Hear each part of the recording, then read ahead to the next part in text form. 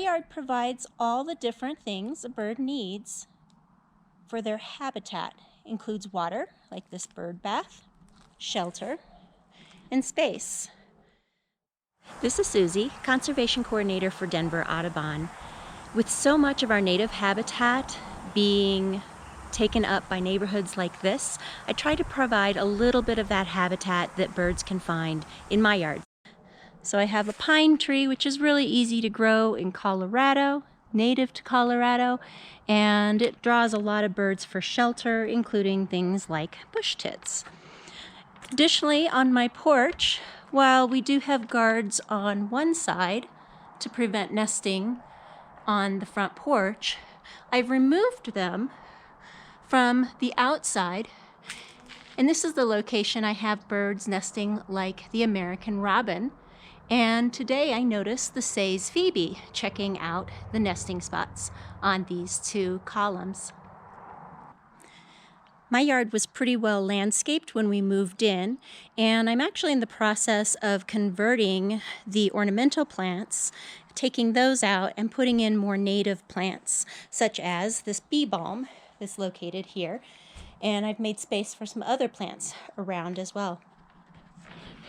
In addition to the bird bath, which needs filling every couple of days, I also have a small water feature on the front porch, and the running water, I've noticed, definitely draws in the birds.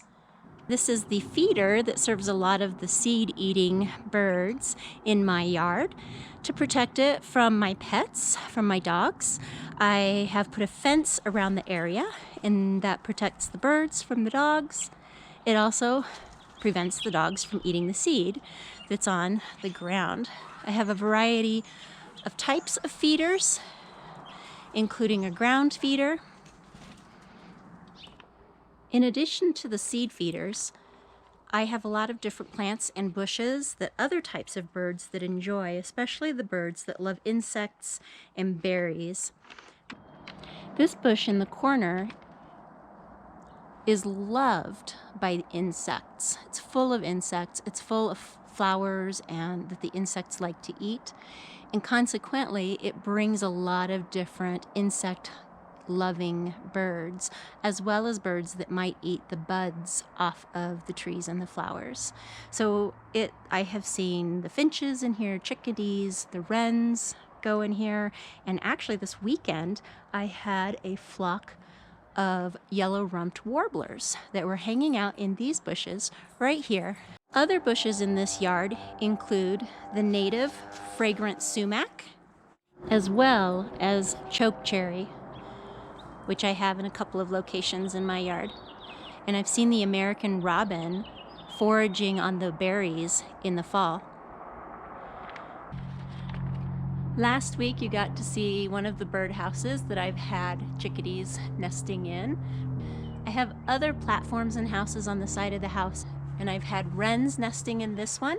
And today I actually saw the wren putting some sticks into the house. The birds are singing, they're flying around the yard, and I'm really looking forward to seeing additional birds nesting in my yard and visiting for insects and berries and seeds.